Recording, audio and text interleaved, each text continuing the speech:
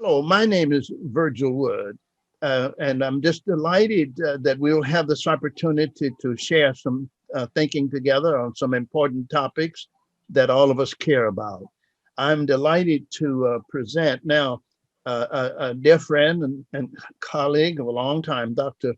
Ryan Hulbert.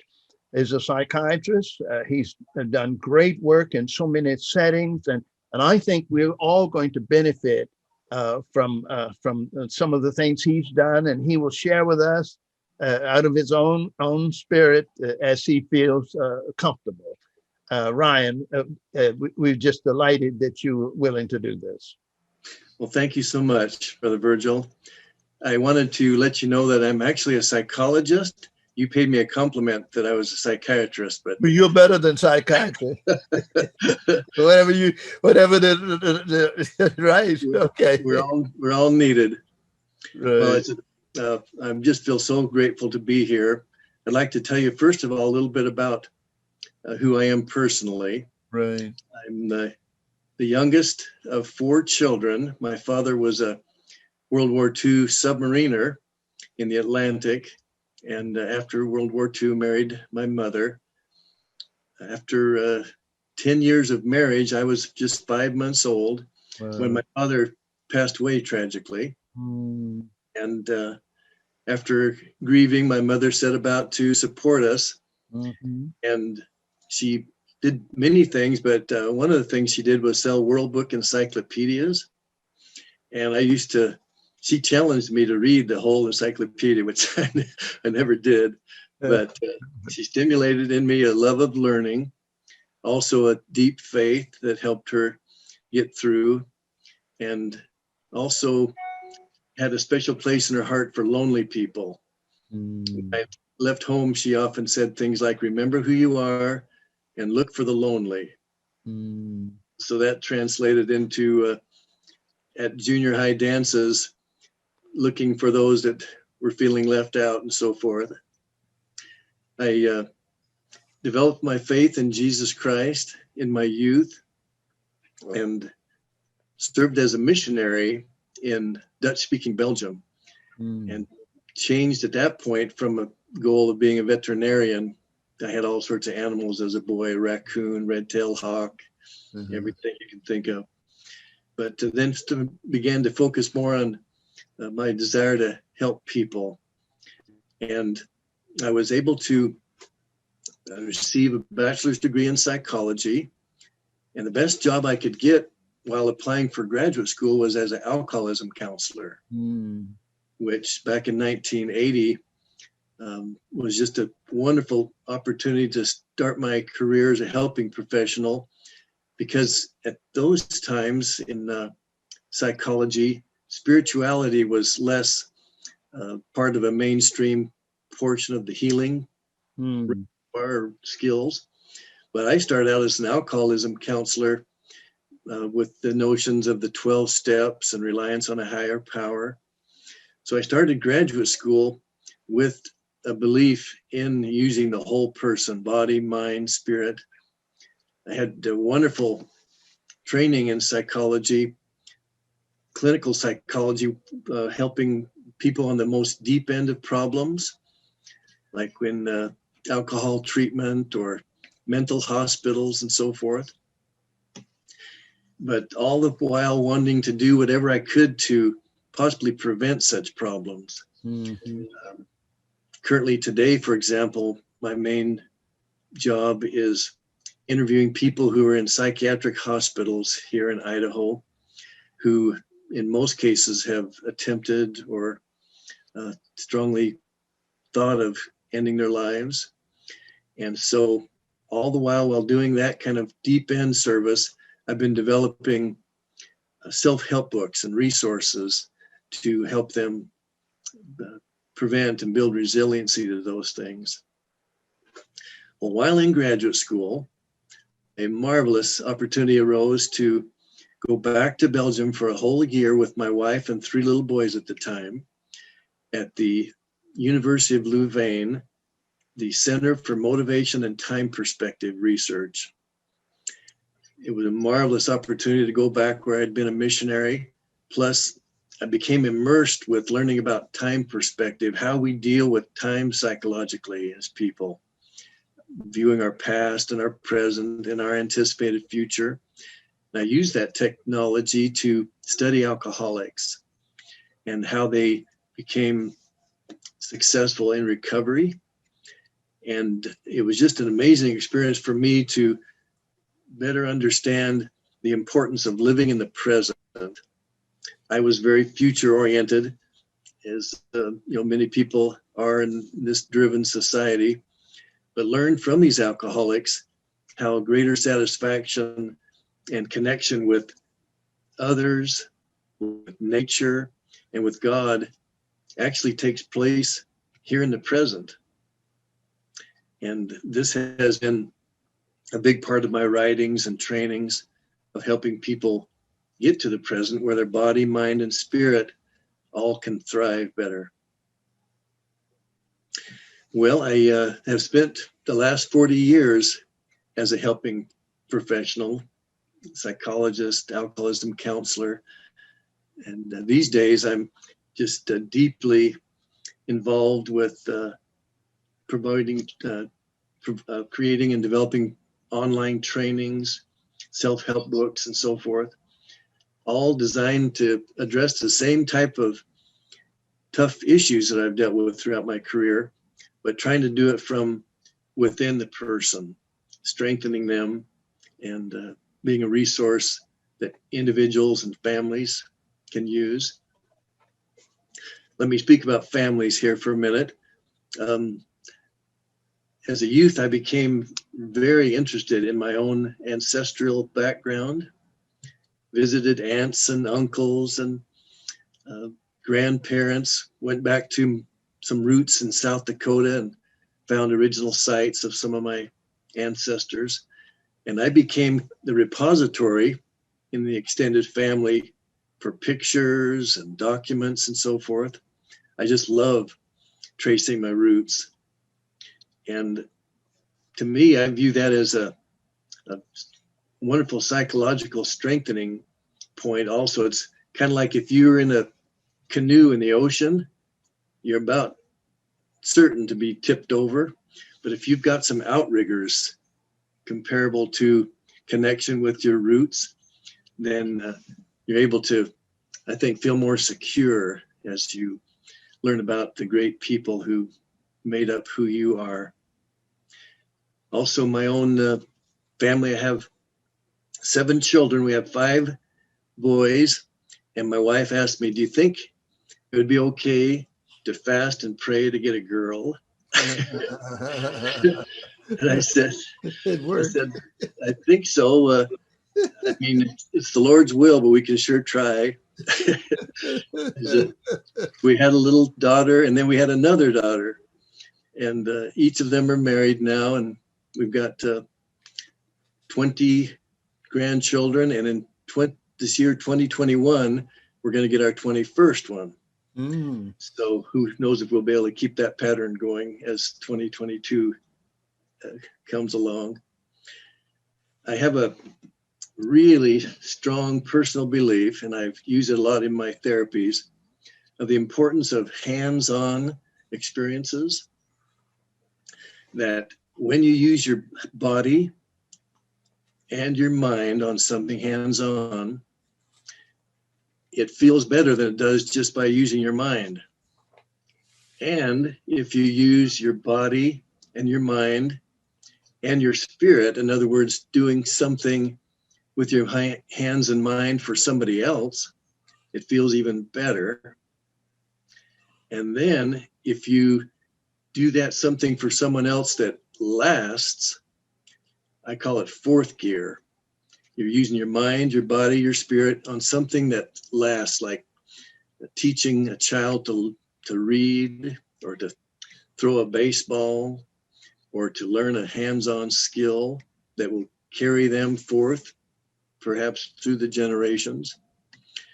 And so I use that a lot. I've even envisioned a community center where older and younger get together to learn skills from each other, and hands-on skills, which forms a bond as you actually learn something practical that can help a person, can help them gain a hobby, which that hobby can turn into a skill. That skill can turn into a job and a career. I think of all the lonely older people with lots to share, but no one to share it with, perhaps, and lots of younger people needing good mentors, needing skills. You can even do skills like that, hands-on creativity, with people with whom you can't speak the same language. And some of the things I produced have been produced into multiple languages. And I love that cross-cultural connections that also enriches a person's life so much. So I guess as this unfolds, as I'm speaking, I'll mention to you my belief that there are multiple connections in our everyday lives, but if unused, it's almost like having an outlet but nothing plugged into it. But as we utilize these multiple connections, our lives become enriched and strengthened, and graphically connecting to the soil, animals, physical environment, and to your immediate family, your neighbors, your extended family, your cultural heritage, and so forth, all have produced in me a deep sense of belonging and love. And I'm trying to use those type of notions in the things I've produced in order to strengthen individuals and families and communities. I don't know if there's anything else you'd like me to expand on. Yes, I'm just excited about where this all comes together. One of the places this comes together, your concept of centers for abundance. Think about, for example, while we are kind of marooned in our homes, and I want to assume that, as far as I'm concerned, that's going to be 6 more months for me, but virtual now. We're thinking about virtual. If we could see how centers virtually could become gathering places. Let's think about summertime when kids are out of school. Then let's think about times when children are back in school, how we can build a family component and also the broader, beyond individual families, around this concept of, the community of abundance. How that could maybe be something we could launch this summer, that for people who people seem to, be just bored to death, and they want to get out before maybe it's going to be real good for us. And if they had some way to be at home and find joy and happiness and, and some other things that are more practical. Yes. Okay, yes. Yes. I'll just share some thoughts that come to mind concerning that. Sure. Modern technology, I think, has been able to be really showcased during this time of COVID. Mm-hmm. My own family and I, for example, have used various technologies to tell jokes to each other, have contests such as which dog is the smartest, and various things to just have fun together. Also, think of the opportunities to connect with people beyond your immediate family who may have interests that you do, even on a worldwide basis. But I really do think that our greatest joys do come from actual hands-on opportunities. And so wherever possible, even in a confined space, actually learning things such as, I'll mention just, cooking or artwork. I've heard it said that art we enjoy so much because it's something we have in common with our Creator. To actually make something and tangibly see something as a result of it. I'll let other people be creative in terms of what that might be, but that's one thing that I would sure emphasize. I've created a an online self-scoring little assessment for families to be strengthened by that was developed out of a class I teach at university on adolescent and emerging adulthood. And it's a simple little tool. It utilizes the acronym FAMILY. And it asks the family to reflect how many days last week did we have fun together, show affection in words and deeds. That's the A. The M is have meals together and a conversation. The I is intelligence, or what have we learned? How many days last week did we learn something from each other? The L is really listening to try to understand each other. And the Y in the family acronym stands for yearning, or in other words, what would we like to do as a goal next week to have even one more day of one of those behaviors? The kids may say, let's have another day of fun. And the parents may say, well, how about, that's good, but let's have another meal together with the conversation. And then they set a goal to incorporate those basic time-tested family strengthening activities. People are lonely now. There's loneliness, and as a result of being lonely, although we have the means. Martin used to say, the technology allows us to collapse time and space.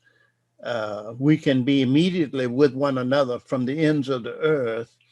Hey, and I wonder how you see some of those resources you have to help create a sense of intimacy and immediacy, even when we're physically apart. But we're not physically apart, really, because our voices, our hearing is right there. There's immediacy there, although our bodies may be in one part of the world and the other bodies in another part of the world.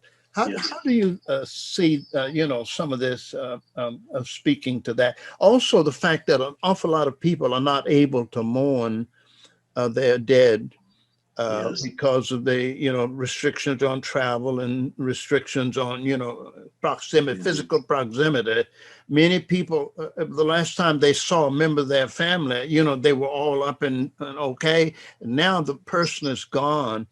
They'd like to have some way that they have some sense of how do you overcome all of that, the deficit in all of that, the loneliness, the sadness, and whatever else. What's your sense of that? And the things that you've done, your work and so forth. Here's some ideas related to it that I feel very strongly about. Our senses are gifts. If we've lost or had reduced one of our senses, we'd really miss it, such as hearing or whatever. Right. And so it's been my experience that the more you maximize all 5 of your senses, the better the connections are. And the more you enjoy life. In fact, as little children, we're little sensing devices. We're jumping in the mud puddles, throwing the worms on the girls on the playground and so forth. As we get older, we've been there before, and so we're kind of more in our heads and not appreciating the sunsets and so forth. But in any interaction, as we appropriately maximize the use of our senses, the greater the connection can become. For example, the fact that we are not just hearing each other, but seeing each other, we've utilized 2 of our senses there. And if that makes sense, that notion. But the exciting thing is, one of the tools I use is called coming to your senses. What it means is the more you bathe your being with your 5 senses through everyday practical things, such as peeling a potato, actually seeing it, feeling it, hearing it perhaps, tasting it, the more your being is in the present, anchored by your senses, you then get a bonus. You get a sixth sense. Our sixth sense is often described as our intuition, inspiration, insight. They all have the word in them. And so what I like to share with clients is, as you use your five senses more, which is stimulation coming from the outside in, your being is affected such that things start coming from the inside out. Strengths within you, insight, inspiration, intuition. And those are things to guide us, and they come in peaceful moments to help us in dealing with our challenges of life, whether it's parenting or our work or whatever it might be. I like that. I like that so much. I have a friend who has recently lost his sight, and it's devastating for someone who gets great joy in reading and writing and those kinds of things. Yes. And as I thought about this, I appreciate what you've just talked about. Sometimes engaging one sense that you still have helps you to overcome the sense of loss of the one that you no longer have. And I felt compelled to say to this person what this person's life story had meant to the work we share, and that he might have a lot. He's a loss of physical sight, but he continues to give great insight to people. And he was grateful for that. But I was just, thinking with him and feeling with him, and it struck me that the insight, his generation of insight, certainly is in there with what he's wrestling with now. Yes. This is a person who taught in one of the premier universities in America. Yes. And he taught a course on Jesus. When Jesus comes to in the name of the university, that historically is the largest class, 800 to 1,000 students. Wow. He took Jesus. It's incalculable, and this is so helpful. Once people have a sense that, okay, if I've lost one thing, do I have something else that I can develop? I'm just excited about the impact you're having in your work. I know you've done some work with people wrestling with I mean the drug. What's that? The addiction, new addictions out here. Opioids and so forth. Yes. Yes. You've seen the fruit of some of your work working with those populations. Yes.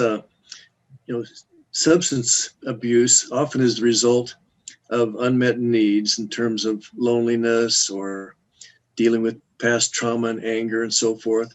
And so the more from a internal strengthening standpoint, those needs are less pressing than the need to find external things to cope and just try to get through the day becomes lessened.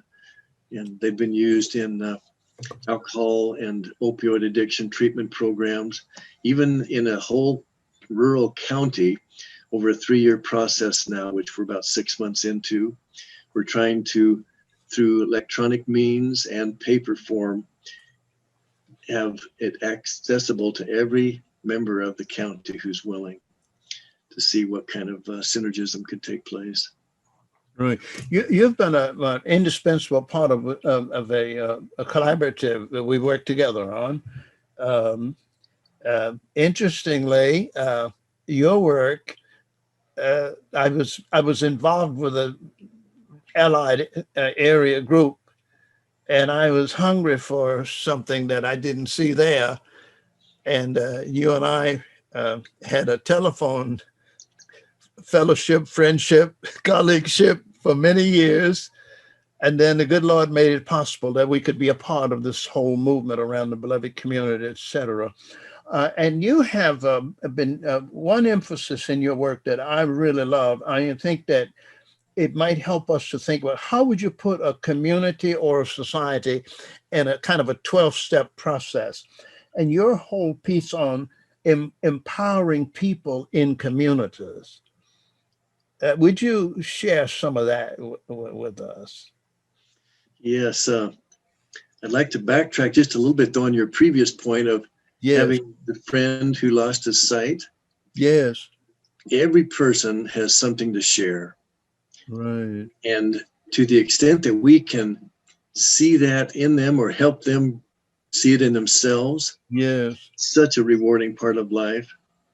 Even people who've been through terrible things, Mm. they are thereby empowered to reach people who they otherwise never would have been able to reach. Mhm, mhm. And often that's a source of strength to people that gives them some kind of meaning or purpose, even though they've been through terrible things in their lives. But Good. empowering people in community has a lot to do with strengthening first yourself Mhm. so that then you are able to lift others around you, and also recognizing that every element of the community has something to share, whether it's the institutions, the churches or the schools or the government or the business organizations, viewing them as part of the one, that we all might become one through having some kind of common mission and helping elevate people's awareness of just what they're trying to accomplish. We can be a professional in whatever field, or we can be a professional plus a contributor to our community in terms of strengthening others. And I'm not expressing it very well, but Oh, you are. You've expressed it very well.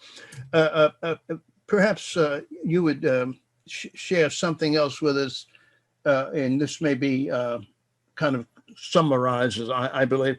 I'm so excited about what you bring to our collaborative, brother Ryan, and the deep appreciation I have for the roots out of which you come.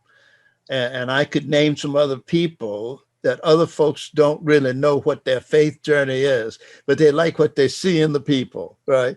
And one is someone who's gone now from us, Clay Christensen. And I was talking with one of his business colleagues just yesterday, and the mark he left on Harvard University and the Harvard Business School.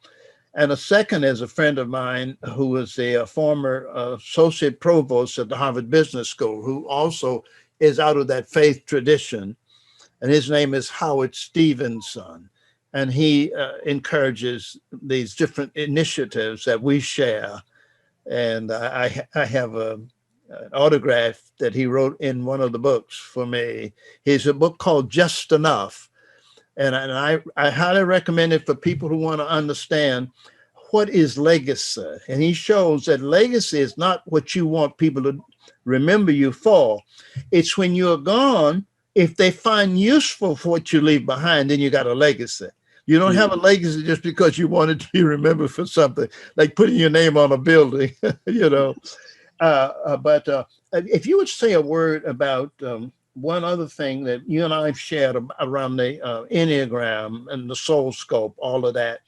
And it comes alive even more when we talk about the three principles of which you have been deep in that work with Sidney Banks and Bill Pettit and others. Say a word, if you would, about the journey from compulsion through contemplation to compassion. Does that resonate in and there's a way for us to understand that as people learn about these different modalities, they'll see where it could lead from compulsion through contemplation to compassion. Does that yes, resonate? sure, yes. I'll I'd love to comment on that. Life can be really complicated, or it can be really simple. And to me, as I've gotten older and hopefully wiser, if I understand life as an opportunity for me to grow and develop my God-given skills and talents, and as a means of helping other people to develop theirs, then somehow life just doesn't seem so complicated. I like In that. whatever realm we're in, either our own household or our own neighborhood. And the Enneagram, you've introduced it to me. I'm a student of it. I'm learning more about it, but it fits totally with that each of us are unique. Each of us have gifts to share, and we don't need to compulsively compare or compulsively prove ourselves. We're enough. And if we can find what we have, share that, that seems to be what it's all about. One of my little books is called Growth Rings, and it uses a tree as a metaphor for us as people. And that there's three phases of becoming who we were meant to be. The first, similar to the roots, is to accept ourselves with our strengths, with our weaknesses, learn more of those, even accept our family and our roots. I won't go into much detail about that, but it's accepting ourselves is the first phase. And then the trunk is like standing up and being who we are in our own uniquenesses, not comparing to other trees, but just being ourselves. Once we do that, we have less to prove, less to compare, and then our energies become free, like the branches, to forget ourselves in the service of others. The leaves fall, nourish the ground, which strengthens the roots. Another ring occurs each year. Some rings are tighter than others, representing the level of struggle that year. But this ongoing beautiful system of accepting ourselves, being ourselves, and forgetting ourselves just becomes so freeing and joyful. Brother Ryan, I want to say how grateful I am for what you bring to this collaboration. I am just overwhelmed when I think about how the generosity of your spirit that you have offered so much of this without cost, without money. Uh, and I want you to just say a word as we kind of conclude this about the course you and I discussed last night that you have offered, the three-part course that people can go online and download it, be involved with it online or through paper or whatever. Would you share that with us as we kind of wind down this time together? Yes, I'd love to. Thank you so much. The book I wrote initially, The Sun is Always Shining, Renewing Your Heart and Mind through the Light of Christ, which was our first connection. Right. I began working for the Juvenile Corrections Department here in Idaho, and I couldn't use a faith-based book as a state employee. And so I wrote a fun little storyline book called Driver's Ed for the Brain, subtitled Finding Greater Peace and Joy. And again, to try to engage people more, I turned it into an online course with little videos and also opportunities for self-reflection, type of homework to engage them. And the sequel that I wrote to that little book, by the way, I like to write little books that people read quickly. And the second one is called Growth Rings, Becoming the Person You Were Meant to Be. I mentioned about that. The third is called Which Came First, the Soul or the ego. And it has a lot to do with how our loving interactions with others help bring about the soul development of others. It even includes a chapter on the Enneagram, which you helped me to write. Right. And it has in the appendix the Center for Abundance notions.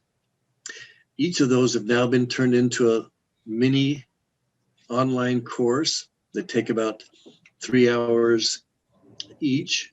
And it's like all online courses, you can go into it, do a little bit of it, come out of it and go back into it. It has a feature of multiple students actually interacting with each other, which is yet to, I'm still learning about how to actually activate that. But with that technology, it can go worldwide in sharing those things at minimal expense. That technology we also would like to use to have your book, In Love We Still Trust, Lessons We Learned from Martin Luther King Jr. and Sr. We'd like to turn that into an online course, and other resources from you and I and other team members, so that people could have a library of courses available. They could always read the books in paper form too if they prefer, but just an attempt to make things as cost effective as possible and engaging as possible. When will the online course around the 3 series, when is that going to be available? It actually, the first 2 books are available right now. The third one is about just a week away from being finished. Mm-hmm. And they're all based on a fictional psychologist named Dr. Freda, Mm-hmm. who teaches these workshops. And I mention that because the combined series in paper form is called the Dr. Freda workshops. Mm-hmm. Mm-hmm. And Dr. Freda is a Dutch word for peace. Mm. But it's Dr. Peace who's teaching these workshops. Well, thank you so much, Brother, and I know people will find this very useful. Well, it's been a pleasure. Thank you both so much for allowing me to participate here. Great, great.